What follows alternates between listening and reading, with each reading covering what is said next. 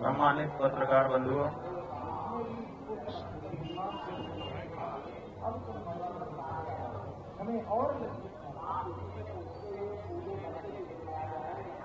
हमने अन्याय को अस्वीकार किया है और न्याय की प्रतीक्षा करेंगे। बंधुओं, आज शब्द साथ नहीं दे रहे हैं और स्वर बोझिल है। प्रयाग की इस पवित्र धरती पर हम आध्यात्मिक शांति की कामना लेकर के आते हैं, लेकिन आज यहां से एक ऐसी रिक्तता और भारी मन लेकर लौटना पड़ रहा है जिसकी हमने कभी कल्पना नहीं की थी। प्रयाग में जो कुछ भी घटित हुआ उसने न केवल हमारी आत्मा को झकझोरा है, बल्कि न्याय और मानवता के प्रति हमारे सामूहिक विश्वास पर भी प्रश्न चिन्ह लगा दिया है। संगम की इन लहरों में स्नान करना केवल एक धार्मिक क्रिया नहीं, बल्कि अंतरात्मा की संतृप्ति का एक मार्ग भी है। परंतु आज मन इतना व्यथित है कि हम बिना स्नान किए इस संकल्प को यहाँ की रेत में अधूरा छोड़कर यहाँ से विदा ले रहे हैं। जब हृदय में क्षोभ और ग्लानि का ज्वार हो तो जल की शीतलता भी अर्थहीन हो जाती है। हम प्रेस के अपने बंधुओं के माध्यम से समाज, विशेष करके हमारा सनातनी समाज, सनातन धर्म के अनुयायी और कुंभ मेला प्राधिकरण और उत्तर प्रदेश शासन तक यह बात पहुंचाना चाहते हैं कि न्याय की प्रतीक्षा कभी समाप्त नहीं होती। आज हम यहां से जा रहे हैं, लेकिन अपने पीछे सत्य की गूंज और उन अनुत्तरित प्रश्नों को छोड़कर जा रहे हैं जो प्रयाग की इस हवा में तो विद्यमान रहेंगे ही, लेकिन पूरे विश्व में वायुमंडल में विद्यमान रहेंगे और उत्तर की प्रतीक्षा करेंगे। जो कुछ कहना था सब कहा जा चुका है। एक बात आपको बतानी है कि कल सायंकाल और आज प्रातःकाल प्रशासन की ओर से ब्रह्मचारी श्रीधरानंद जी के माध्यम से अखिल भारतीय धर्म संघ के श्रीमान जगजीतन पांडे जी की ओर से और हमारे मुख्य कार्याधिकारी श्रीमान चंद्र प्रकाश उपाध्याय जी के माध्यम से एक पत्र, एक प्रस्ताव प्रशासन की ओर से हमारे पास भेजा गया था, जिसमें यह कहा गया था कि हम स्नान के लिए जब आप जाना चाहेंगे ससम्मान आपको आपके शिविर से पालकी में ले जाकर के अधिकारियों के माध्यम से स्नान कराने के लिए तैयार हैं। ये भी कहा गया था कि जिन अधिकारियों ने संगम पर मौनी अमावस्या के दिन उपस्थित रहकर घटना को देखा था, वो वे सब वहां पर उपस्थित रहेंगे और आपके ऊपर पुष्प वर्षा करके स्वागत करेंगे। ये भी कहा गया था कि भविष्य में चारों शंकराचार्यों को मौनी अमावस्या पर स्नान के लिए हम एक एसओपी बनाएंगे। उसका प्रारूप भी आप अगर चाहेंगे तो आपको दिखाया जाएगा। लेकिन जो घटना की गई उसके बारे में क्षमा के एक भी शब्द नहीं थे। हमको लगा कि अगर हमने ये प्रस्ताव स्वीकार किया, स्नान करने के लिए गए, फुल बरसवा लिया अपने ऊपर और आगे के वर्षों के लिए कोई एसओपी स्वीकार कर लिया, तो इसका मतलब ये होगा कि जिन सन्यासियों को, जिन ब्रह्मचारियों को, जिन वृद्धों को, जिन संतों को, जिन बटुकों को लांछित अपमानित किया गया, ये सब उसकी कीमत होगी। उसकी कीमत पर हम अपनी सुविधा और अपना सम्मान स्वीकार करने में असमर्थ रहे। इसीलिए हमने कहा कि अगर आप अपनी गलती के लिए, अपने अपराध के लिए क्षमा याचना कर सकते हैं तब तो ठीक है, बाकी कुछ आपसे हमको नहीं चाहिए, क्योंकि जो हमारा है उसको आपको आज नहीं तो कल देना ही पड़ेगा। वो हमारा अधिकार है, वो आपकी तरफ से किया गया दान नहीं होगा। लेकिन जो असली मुद्दा है, जिसके लिए 10 दिन तक शांति के साथ हम यहाँ पर फुटपाथ पर बैठे रहे, आपको लंबा समय हमने प्रदान किया कि आप ठंडे मन से, मस्तिष्क से विचार करो और विचार करके जो अन्याय हुआ है उसके लिए आगे आकर के या तो दंड भोगो या तो क्षमा याचना करो। लेकिन 10-11 दिन बीत जाने के बाद भी आज जब हमारे जाने का हमने निर्णय किया, तब इस तरह का प्रस्ताव हमारे पास आया। लेकिन वो प्रस्ताव हम इसीलिए स्वीकार नहीं कर सके क्योंकि हम जिंदगी भर के लिए अगर इस प्रस्ताव को स्वीकारते तो हमारी आत्मा हमको धिक्कारती कि तुमने ये जो सुविधा पाई है, तुमने ये जो एसओपी लिखवाई है, वो ब्रह्मचारियों, सन्यासियों, बटकों, वृद्धों, स्त्रियों के असम्मान की कीमत पर पाई है। इसको कभी भी हमारा हृदय स्वीकार नहीं कर सकता था, इसलिए हमने प्रस्ताव को ठुकरा दिया है और हम भारी मन से यहाँ के लिए जा रहे हैं। आप जो पूछेंगे हम सबका प्रश्न उत्तर करेंगे, लेकिन मन बोझिल है, इसलिए हम चाहेंगे कि आपके प्रश्नों और इस वक्तव्य के बीच में कम से कम कुछ क्षण का एक मौन हमारे बीच में रहे, जो साक्षी रहेगा कि जो मुगलों के समय नहीं हुआ वो तथाकथित हिंदू सरकारों के समय में हुआ है। और ये बात हर सनातनी के हृदय को विचार के लिए उत्तेजित करेगी और इस पर विचार करने का अवसर आएगा। एक तरफ देश के गृह मंत्री कल गांधीनगर में थे, उन्होंने वहां पर कहा कि संतों का अपमान करने वाली और सनातनियों की सुध न लेने वाली सरकारें कभी भी स्थायी नहीं रह सकती हैं। एक तरफ इतना बड़ा ज्ञान उनके द्वारा उच्चारित किया जा रहा है और दूसरी तरफ सनातन धर्म के सबसे बड़े प्रतीक शंकराचार्य, सबसे बड़े प्रतीक बटुक, सबसे बड़े प्रतीक सन्यासी, सबसे बड़े प्रतीक ब्रह्मचारी, जिन्होंने सनातन को अपने कंधों पर ढोने के लिए अपना जीवन समर्पित कर दिया है, ऐसी साध्वियां, ऐसे वृद्ध, सबका अपमान यहाँ पर हो रहा है और उसके बाद भी इतना बड़ा उपदेश गृह मंत्री जी के श्रीमुख से निकल रहा है।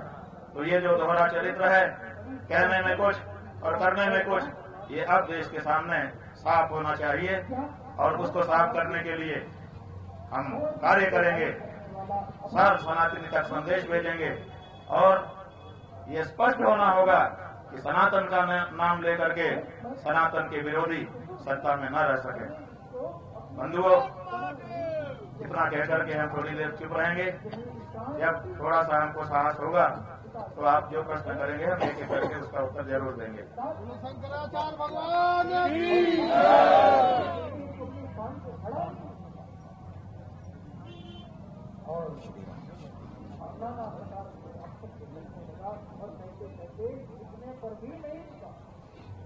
और कहता है कि तुम जो अघोरी जो तुम स्वरूप को हे प्रयागराज, हे गंगा मैया, हे यमुना माता, हे सरस्वती माता, हे महर्षि याज्ञवल्क्य, हे महर्षि भारद्वाज, हे प्रयाग के समस्त देवियों देवताओं, तुम्हारी साक्षी में शुद्ध मन से 11 दिन बैठ करके हमने न्याय की प्रतीक्षा की है। अब दोषी दंडित हो, हमें न्याय मिले, इसका जिम्मा तुम्हारा है। जय मां। हाँ जी, अब पूछिए, आप लोग पूछिए क्या पूछना चाहते हैं।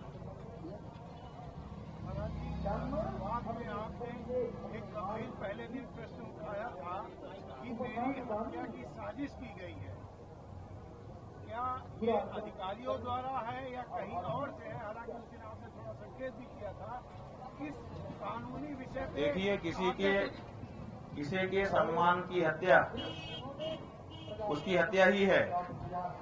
हमारी भौतिक हत्या का प्रयास उस दिन किया गया था जो हमने आप सबसे बांटा था, लेकिन इन 11 दिनों में हमारे पीठ के सम्मान की हत्या तो कर ही दी गई। इसलिए जो हत्या की जानी थी उसमें वो सफल रहे और उन्होंने ये सनातन धर्म के प्रतीक की सम्मान की हत्या यहाँ पर की है, इसमें कोई संदेह नहीं था। जहाँ तक आपका प्रश्न है कि ये हत्या कर कौन रहा है, तो अगर ये हत्या यहाँ का प्रशासन कर रहा होता तो दूसरे ही दिन शासन प्रशासन के स्तर से उसको ठीक करने के लिए प्रयास किए जाते हैं। लेकिन 10-11 दिन के लंबे अंतराल में भी जिस तरह से उत्तर प्रदेश शासन और उसके मुखिया ने इस घटना के बारे में अपना रुख दिखाया है, उससे ये साफ हो गया कि इसके पीछे एकमात्र वही कारण थे। उन्हीं के निर्देश पर यह सब हुआ और आज तक भी हो रहा है। और कोई प्रश्न?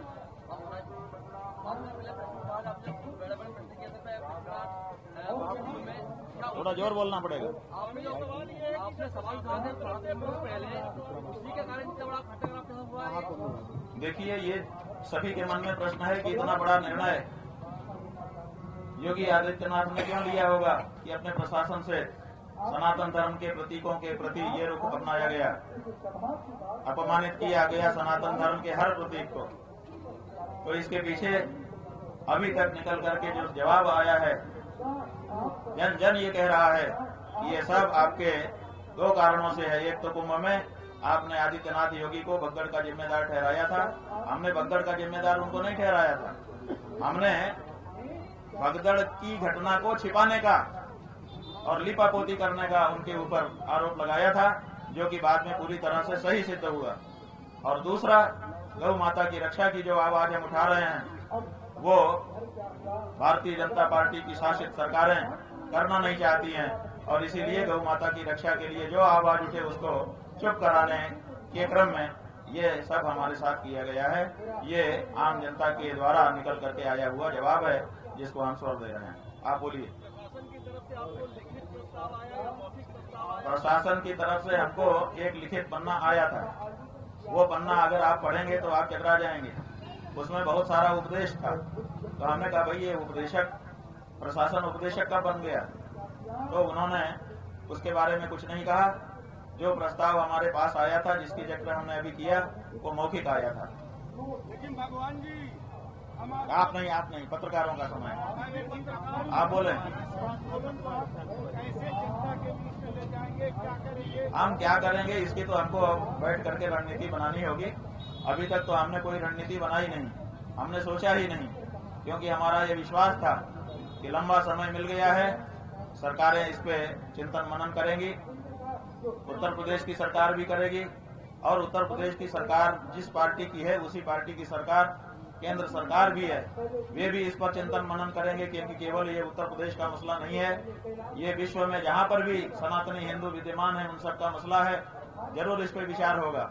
इसलिए हम भरोसा करके, आशा करके बैठे हुए थे, लेकिन आज 11 दिन के बाद वो आशा हमारी टूटी है।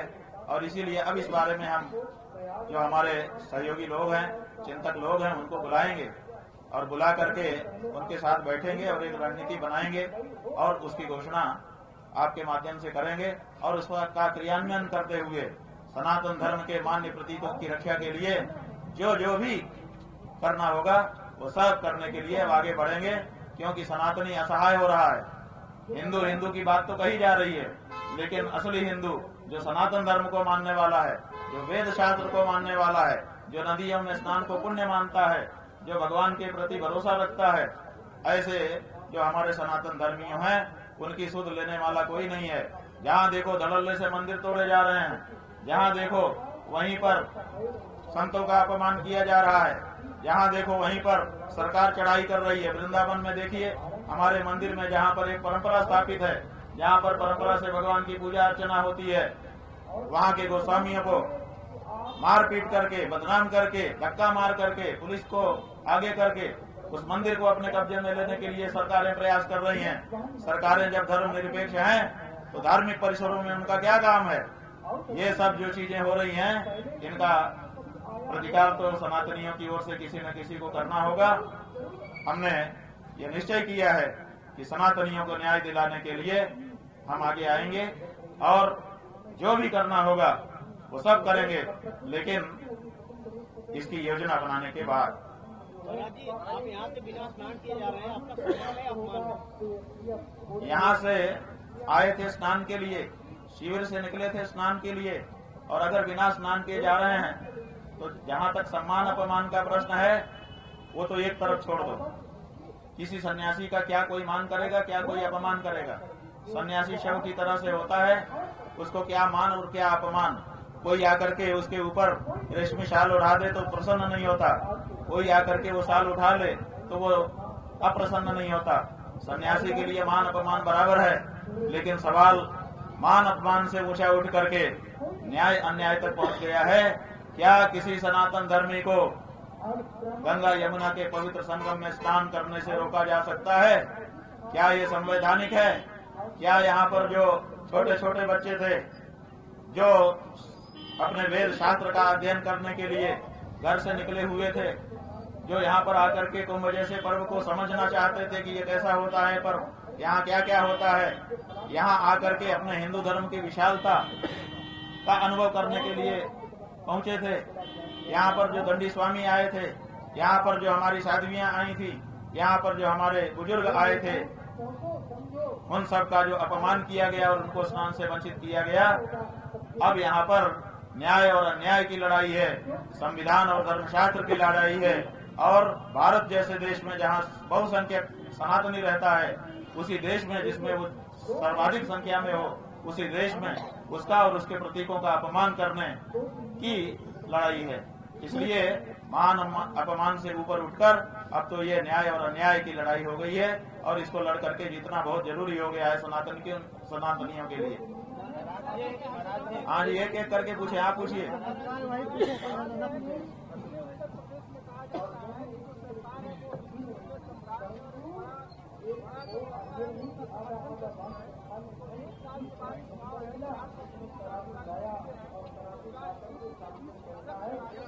देखिए क्या करना होगा ये तो समय तय करेगा, लेकिन जो हिंदू की सरकार कही जा रही थी उसकी तो पोल खुली गई। अगर ये हिंदू की सरकार होती तो क्या किसी हिंदू की का अपमान करती? क्या शंकराचार्य पीठ का अपमान करती? इससे ये सिद्ध हो गया ये हिंदू सरकार नहीं है, ये असल में मुगल सरकार है। और जैसे मुगलों को हमने भगाया है उसे भगाएंगे, सनातनियों का राज्य स्थापित करेंगे। अगर ये पार्टी जिसने ये किया है या तो वो सुधर जाए, शरणागत हो सनातनियों के सामने और कहे कि नहीं हम सनातनी संकल्प लेते हैं, और या तो फिर उसको जगह खाली करके हटना चाहिए। देश सनातनियों का है, राज सनातनियों का होगा। सनातन का विरोध करने वाले इस देश में राज नहीं कर सकते, ये कहना पड़ेगा। आप पत्रकार हैं, बोलिए। हाँ, हर धर्म का अभी तो सरकार को तय करना है कि वो क्या करेगी क्या नहीं करेगी। हम जो करेंगे वो हम बताने के लिए यहाँ पर बैठे हैं। और किसी को कोई प्रश्न हो, हम इसके बाद कोई बात किसी से नहीं करेंगे, इसलिए जो पूछना है पूछ लीजिए। 1 to 1 आज नहीं होगा।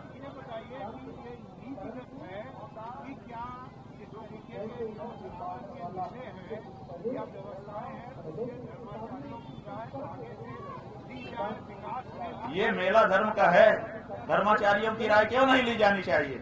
क्या प्रशासन धर्मशास्त्र का धर्माचार्यों की परंपराओं का विशेषज्ञ है? क्या यहाँ का मेलाधिकारी इस तरह की कोई डिग्री रखता है? क्या उसने धार्मिक जीवन जी करके कभी देखा है, अनुभव किया है? क्या कोई दूसरा जो भी अधिकारी वहाँ पर खड़े हैं, जो भी अधिकारी प्रबंधन कर रहे हैं, क्या उनको धार्मिक पद्धतियों का शास्त्रीय ज्ञान है? क्या उन्होंने उसको जी करके कभी देखा है? नहीं देखा है।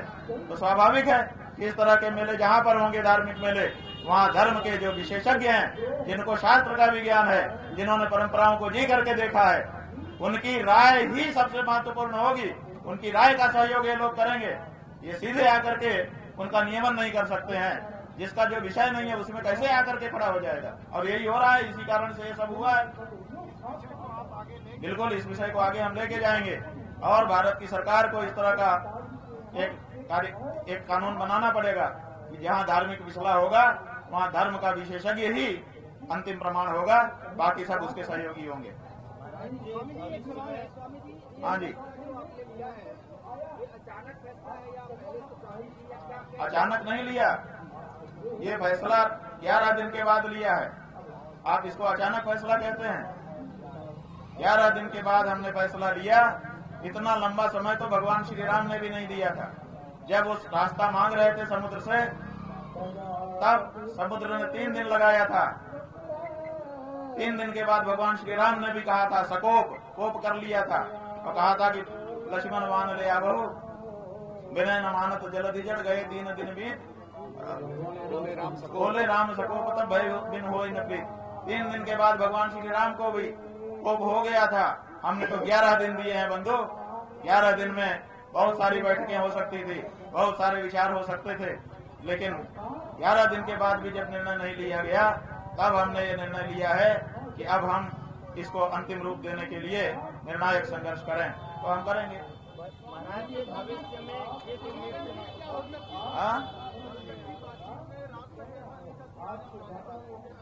बात यह है कि हम जाने वाले हैं कि नहीं जाने वाले। हमने कहा था हम निर्णय करेंगे, हमने किया।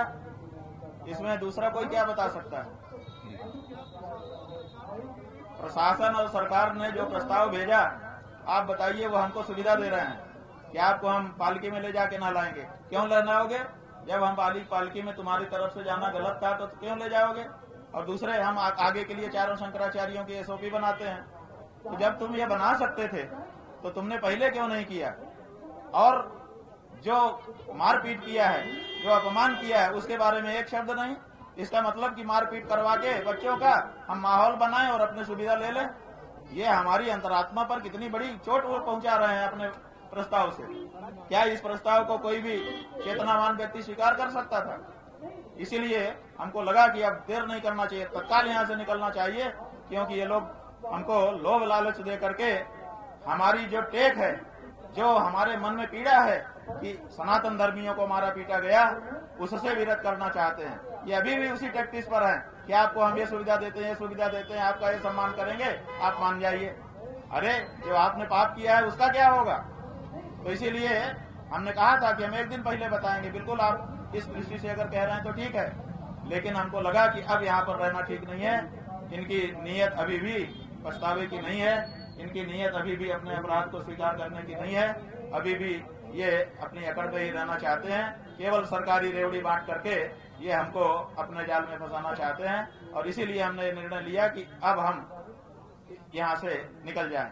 इसलिए अब यहाँ पर हमारा प्रस्थान सुनिश्चित किया। हाँ, किसकी जीत है किसकी हार है ये तो समय बताएगा बंधु। किसकी जीत है और किसकी हार है ये सनातन धर्मी जनता है। अभी इसको अपना निर्णय लेना बाकी है, इसलिए उस निर्णय के पहले हार जीत की घोषणा मत करिए। हार जीत की घोषणा होगी, सनातनी जब निर्णय लेगा तब घोषणा होगी कि कौन हारा कौन जीता। सरकार आपसे माफी नहीं मांगी, प्रशासन माफी नहीं मांगा? कहाँ मांगा? वो तो हमको रेवड़ी देना चाहता है, सहूलियत देना चाहता है और मामले को ठीक करना चाहता है। आखिरी सवाल जो अपराध किया है उसके बारे में चर्चा नहीं करना चाहता है। आप कितना मन दुखी है बिना स्नान करके आप मांग लेते जा रहे हैं? जीवन का सबसे बड़ा दुख यही अभी तक हुआ है। इसके पहले बहुत सारे दुख हुए, लेकिन सब दुख छोटे हो गए। ये जो प्रयाग की धरती पर दुख मिला उत्तर प्रदेश की सरकार के द्वारा और सीधे आदित्य योगी नाथ, क्या नाम है, योगी आदित्यनाथ के द्वारा, ये सबसे बड़ा दुख सनातन धर्मियों को हो गया। अब इस दुख की भरपाई पता नहीं कौन नेता आएगा और कौन सी पार्टी आएगी वो करेगी, ये तो समय ही बताएगा। युवा सनातनियों के आदेश है कि जिसने आपके सनातनी प्रतीकों का अपमान किया उसको उसकी औकात दिखा दो। यही हमारा साफ कहना है, बहुत साफ शब्दों में कह रहे हैं। ज्यादा हम अपने शब्दों में मिश्री और चीनी नहीं लगा रहे हैं। हाँ, मौखिक प्रस्ताव था, हमने बताया ना। एक और प्रस्ताव आया था जिसमें बहुत सारा ज्ञान का वर्धन था। हमारे किसी ब्रह्मचारी ने उसका फोटो जरूर मोबाइल में लिया था। अगर किसी के पास हो तो दे दें। हमने तो उसको पढ़ करके हटा दिया था। हमने कहा था कि ये उपदेशकों की भाषा, ये उल्टे हम ही को उपदेश करने वाली भाषा है, इसका क्या मतलब है, ऐसा कहकर के हमने हटा दिया था। हमने देखा जरूर था कि एक हमारा ब्रह्मचारी उसका मोबाइल में फोटो कर रहा है, तो आप चाहें तो उससे ले सकते हैं। हाँ? एक प्रश्न है, भविष्य में माघ मेला फिर होगा तो भविष्य में आप किस उम्मीद से आएंगे माघ मेला में? क्योंकि सनातन बात यह है कि हमने पहले ही कहा था कि ये जो अन्याय हुआ है इसके प्रतिकार के लिए हम यहाँ बैठे हुए हैं। भविष्य में फिर से माघ का महीना आएगा और फिर से ये शिविर लगेंगे, फिर से इसी फुटपाथ पर हम आके बैठेंगे। हमने पहले ही कह दिया था और हमारी लड़ाई जारी होगी। लेकिन हम ये कहना चाहते हैं कि बीच के 11 महीने थोड़े हम शांत रहेंगे। अब ये तो सनातनियों की लड़ाई हो चुकी है, उनके सम्मान की लड़ाई हो चुकी है, इसलिए ये 11 महीने भी कोई हम शांत रहने वाले नहीं है। इस लड़ाई को हम जन जन के बीच में ले जाएंगे और अगर सनातनी चाहेंगे तो इसका निर्णय वो कर देंगे। स्वामी जी, योगी आदित्यनाथ जी गोरक्षपीठ के प्रोफेसर है, तो क्या गोरक्षा हो रही है? दूसरा प्रश्न बात यह है कि गौरक्षा का ही तो मूल मुद्दा है। अगर आदित्यनाथ गौरक्षा करते तो हमको गौ रक्षा की बात क्यों उठानी पड़ती? प्रदेश के हजारों गौरक्षक जो बेचारे रात की नींद खराब करके, जवानी में रात की नींद ही सबसे महत्वपूर्ण होती है, प्रदेश में हजारों हजार गौरक्षक हैं जो रात की नींद को खराब करके बेचारे जान को जोखिम में डाल करके गौओं के तस्करों से भिड़ते हैं और उन्हीं के ऊपर मुकदमा होता है। अभी कल ये यहाँ पर एक व्यक्ति ने आकर के माइक में बताया था, कोई वीडियो आया है कि एक गौ तस्कर ट्रक में भर करके गायों को लेके जा रहे हैं और उनके टायर में गोली मार दी, टायर जो है फूट गया। लेकिन जाने कितने किलोमीटर तक एक एक गाय को पटकते हुए वो ट्रक चलता रहा। एक एक गाय को ऊपर से धक्का मारते थे, नीचे गिर के बेचारी किसी की टांग टूटती थी, किसी की गर्दन टूटती थी और इस तरह से क्रूरता करते हुए वो ट्रक चलता रहा। कहाँ गिरफ्तार किया गया? उल्टे जिन लोगों ने गोली मारी उन्हीं को ऊपर कार्रवाई हो रही है। तो ये जो प्रदेश में हो रहा है ये सनातन धर्म के बिल्कुल विरुद्ध है, बिल्कुल मुगलिया काम है और ये मुगलिया काम सनातनियों के नाम पे नहीं चलेगा। मुगल बन के आओ ताकि हमको लड़ने में सुविधा रहे। ये जो माया का छद्म आवरण तुमने पहना है, अब ये तुमको उतार करके फेंकना पड़ेगा। ये भगवा चोला, इस भगवा चोले को कलंकित मत करो गौ हत्या को बढ़ावा दे करके। और मोहन यादव है। हाँ जी बोलिए। एक छोटा सा सवाल है, जो ये चला आ रहा था ये 10 दिनों से लगातार, आपके लाखों समर्थक, हजारों समर्थक, लाखों समर्थक, ये आगे इनका क्या प्लान है? आप बात यह है कि हम सबसे अभी चर्चा करेंगे, चर्चा करके निर्णय लेंगे। सबकी सामूहिक लड़ाई है ये। अभी तक तो हम इसको अकेले स्वर दे रहे थे, अब हम यहाँ से जाएंगे। यहाँ से हमको बीच में रुकते हुए जाना है। हो सकता है कल हम काशी पहुंचे, 1-2 दिन काशी में रुक करके जनता से, सनातनी जनता से हम संपर्क स्थापित करेंगे और फिर एक रणनीति बनाएंगे। उस रणनीति के तहत जो भी होगा आपको बता करके, बिना बताए चोरी छुपे नहीं, कार्यक्रम घोषित करते हुए अपने अभियान को आगे बढ़ाएंगे। ये सनातनियों के सम्मान और स्वाभिमान का प्रश्न है और स्वाभिमान और सम्मान से कोई समझौता नहीं है। अच्छा, ये लड़ाई यही रुकेगी? आगे और इससे बड़ा प्लान है या क्या कहना चाहेंगे? ओम नमः शिवाय। आगे और कोई? ठीक है जी, धन्यवाद। आप लोगों ने बहुत सहयोग किया, बातें सरकारों तक पहुंचाई, लेकिन कोई निर्णय नहीं निकला। आपका इसमें क्या दोष है? सबको बीच में जिन जिन लोगों ने भी देश से विदेश से हमारे समर्थन के लिए आवाज उठाई, बहुत सारे लोगों ने त्याग पत्र दिया, पार्टियों से दिया, नौकरियों से दिया, उन सब के लिए जिन्होंने एक शब्द भी समर्थन में उठाया, सच्चा सनातनी मानते हुए उनको सबको खूब खूब आशीर्वाद दे रहे हैं और सारी सनातनी धर्मी जनता से कह रहे हैं निकल करके आइए। ये सनातन का स्वाभिमान है, ये सनातन का सम्मान है और इससे कोई समझौता न तो पहले पूर्व में कभी हुआ है और न अभी होना चाहिए और न आगे किया जाएगा। और